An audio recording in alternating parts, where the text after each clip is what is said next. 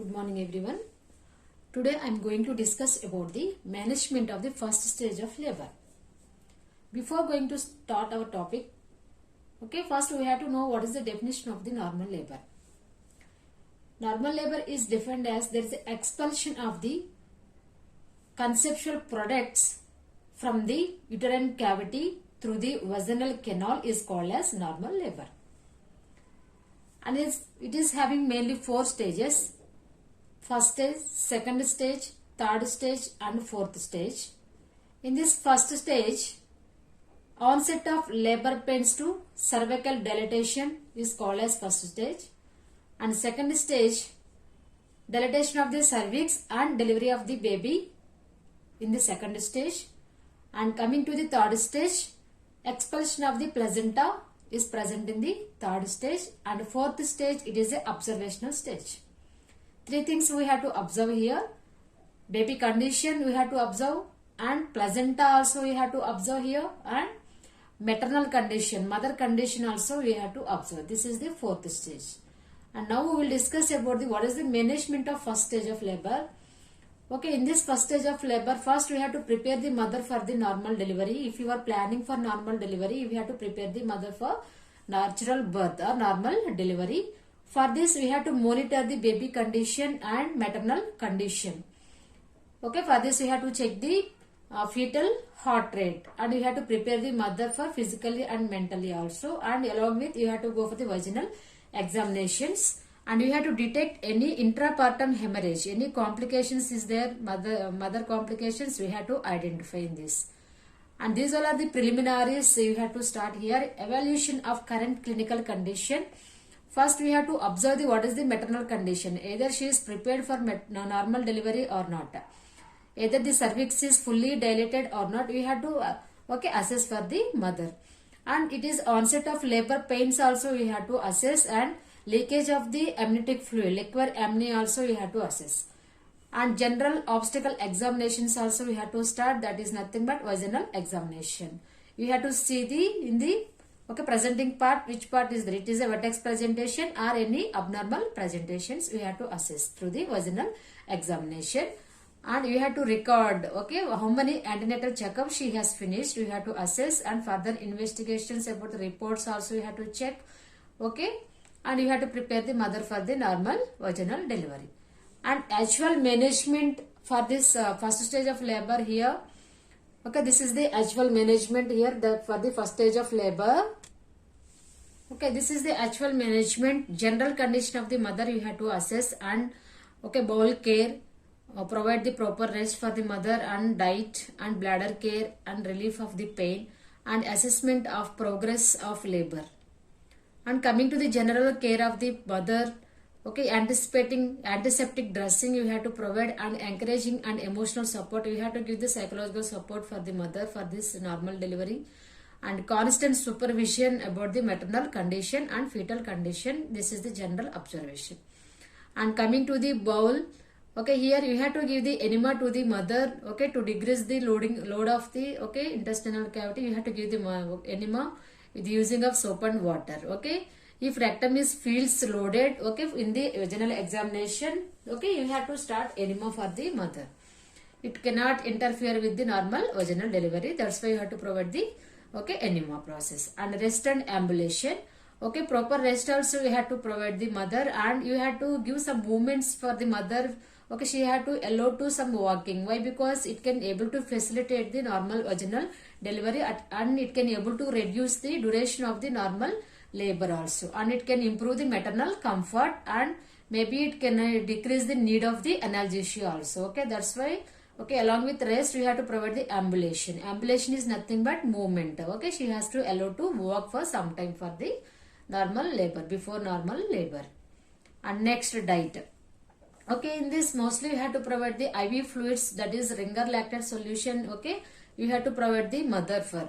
And bladder care. Bladder care also you have to improve. So here, so instead of inhibition of uterine contractions, maybe the bladder also filling, means you have to empty that bladder. Otherwise, maybe it can interfere the normal labor also. That's why for this we have to provide the catheterization if need.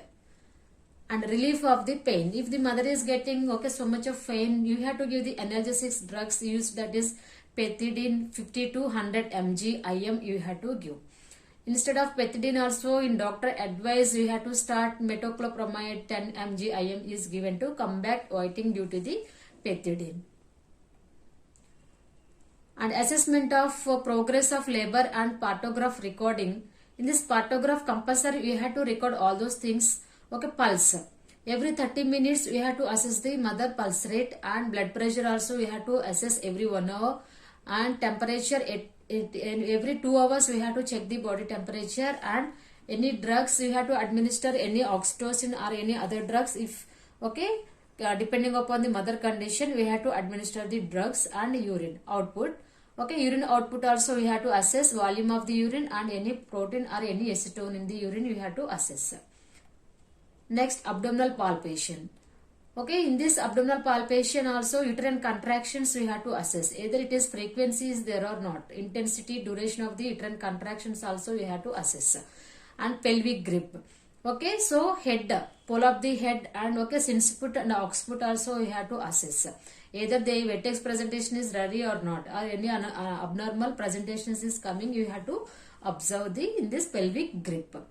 In this pelvic grip, with your 2 hands only you have to assess you have to identify which side is the baby head is there and which side buttocks are there, breech is there, you have to assess. And